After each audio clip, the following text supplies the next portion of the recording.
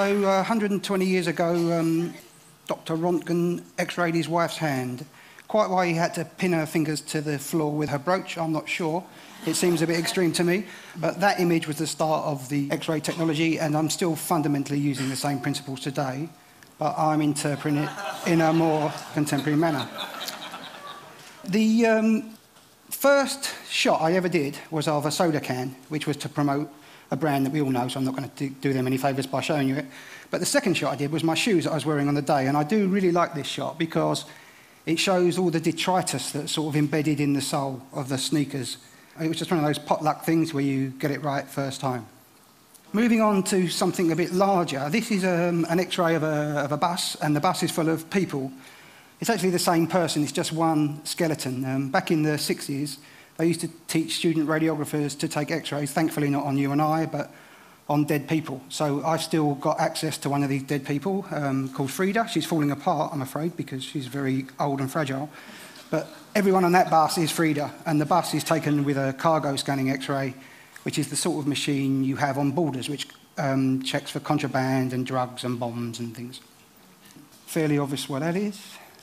So using large-scale objects does sort of create drama because you just don't see x-rays of big things that often. Technology is moving ahead, and these large cargo scanner x-rays that work with a digital system are getting better and better and better.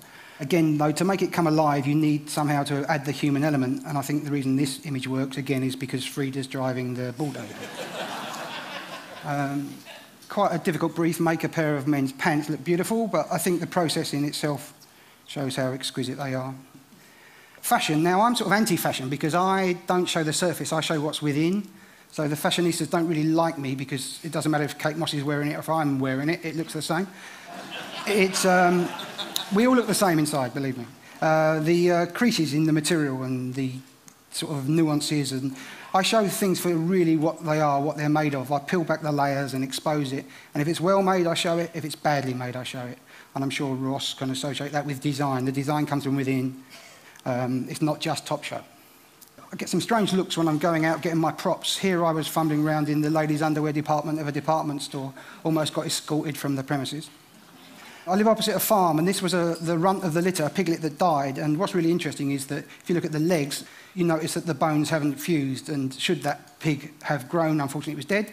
It would have certainly been dead after I x-rayed it with the amount of radiation I used anyway. But once the bones are fused together, it would have been healthy. Yeah, so that's an empty puffer jacket, but I quite like the way it's posed. Nature is my greatest inspiration, and to carry on with a theme that we've already touched with is how nature is related to architecture. If you look at the roof of the Eden Project or the British Library, it's all this honeycomb structure, and I'm sure those architects are inspired, as I am, by what surrounds us, by nature. This, in fact, is a Victoria water lily leaf that floats on the top of a pond, an amaryllis flower looking really three-dimensional, seaweed ebbing in the tide. Now, how do I do this, and where do I do this, and all that sort of thing? This is my new purpose-built X-ray shed, and the door to my X-ray room is made of lead and steel. It weighs 1,250 kilograms, and it's the only exercise I get is opening and closing it. The walls are 700 millimetres thick of solid, dense concrete, so I'm using quite a lot of radiation, a lot more than you'd get in a hospital or a vet's. And there I am. This is quite a high-powered X-ray machine. What's interesting really about X-ray really is, if you think about it, is that technology is used for sort of looking for cancer or looking for drugs or looking for contraband or whatever, and I use that sort of technology to create things that are quite beautiful. So still working with film, I'm afraid.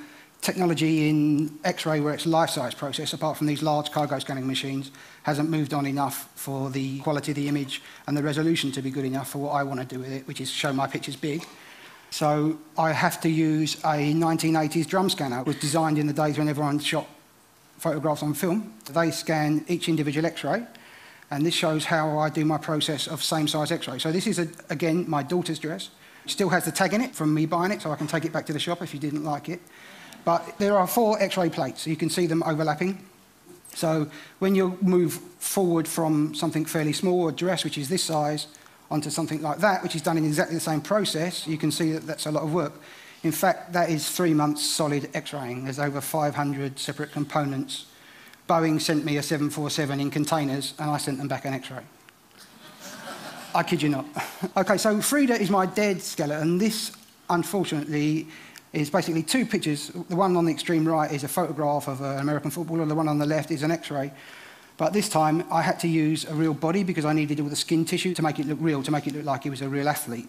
So here I had to use a recently deceased body, and getting hold of that was extremely difficult, laborious. But people do donate their bodies to art and science, and when they do, I'm in the queue, so I like to use them. The colouring. So colouring adds another level to the X-rays. It makes it more organic, more natural. It's whatever takes my fancy, really. It's not accurately coloured to how it is in real life. That flower doesn't come in bright orange, I don't think, but I just like it in bright orange. And also with something technical, like these are DJ decks, it sort of adds another level. It makes a two-dimensional image look more three-dimensional. The most difficult things to X-ray, the most technically challenging things to X-ray are the lightest things, the most delicate things. So to get the detail in a feather, believe me, if there's anyone out here who knows anything about X-rays, that's quite a challenge. I'm now going to show you a short film. I'll step to the side.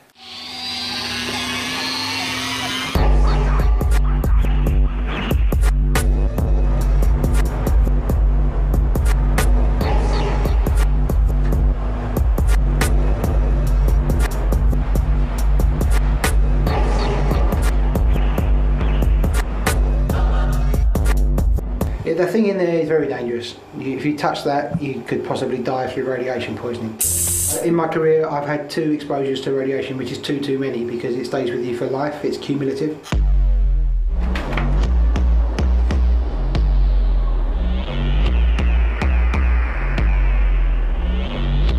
It has human connotations, the fact it's a child's toy that we all recognise, but also it looks like it's a robot and it comes from a sci-fi genus. It's a surprise that it has humanity, but also man-made future alien associations. And it's just a bit spooky.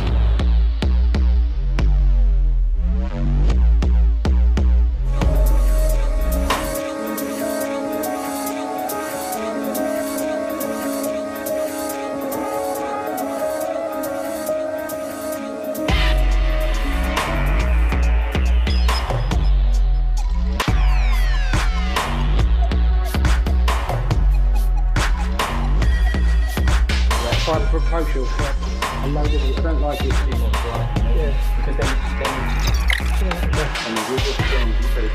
the bus was done with a cargo scanning X-ray machine, which is used on the borders between countries looking for contraband and illegal immigrants.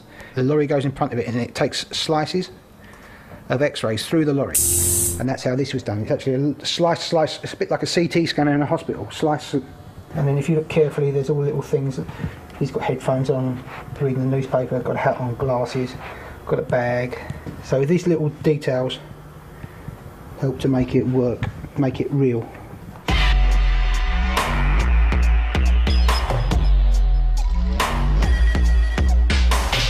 The problem with using living people is that to take an X-ray, if I X-ray you, you get exposed to radiation. So to avoid that, and I have to avoid it somehow, is I use dead people. Now, that's a variety of things, from recently deceased bodies to a skeleton that was used by student radiographers to train in taking X-rays of the human body at different densities. I have the very high-tech equipment of gloves, scissors and a bucket.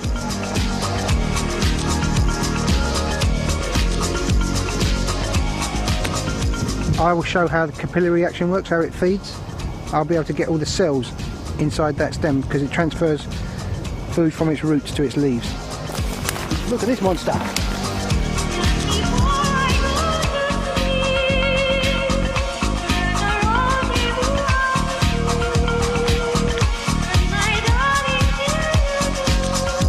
It's so basic, it just grows wild. That's what I really like about it, the fact that I'm going to go and buy it and it hasn't been genetically modified at all, it's just happening. And the X-ray shows how beautiful nature can be. Not that that is particularly beautiful when you look at it with a human eye. The way the leaves form, they're curling back on each other, so the X-rays will show the overlaps and these little corners.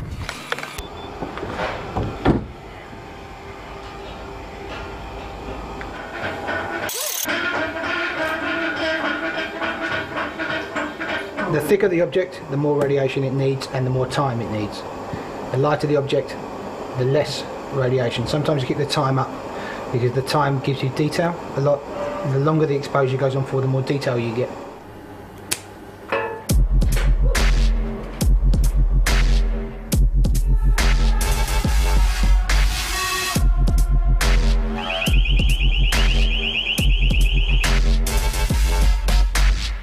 If you look at this just the tube, it is quite bright.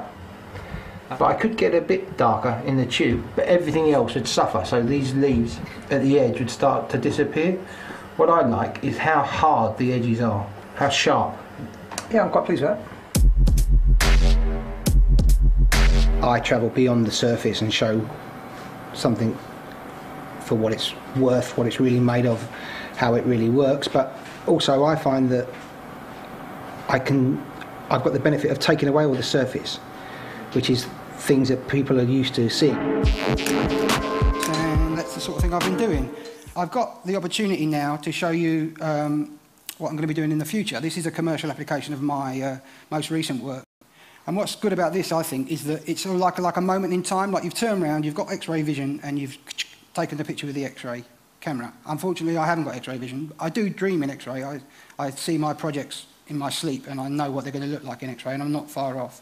So what am I doing in the future? Well, this year is the 50th anniversary of Sosagoni's Mini, which is one of my favourite cars. So I've taken it apart, component by component, months and months and months of work. And with this image, I'm going to be displaying it in the Victoria and Albert Museum as a light box, which is actually attached to the car. So I'm going to saw the car in half down the middle, not an easy task in itself. And then so you can get in the driver's side, sit down, and up against you is a wall. And if you get out and walk around the other side of the car, you see a life-size light box of the car showing you how it works. And I'm going to take that idea and apply it to other sort of iconic things from my life. Like my first computer was a big movement in my life. I had a Mac Classic, and it's a little box, and I think that looked quite neat as an X-ray. I'm also looking to take my work from the two-dimensional form to a more three-dimensional form, and this is quite a good way of doing it. I'm also working now with X-ray video, so if you can imagine some of these flowers and they're actually moving and growing and you can film that in X-ray, it should be quite stunning. But that's it, I'm done. Thank you very much.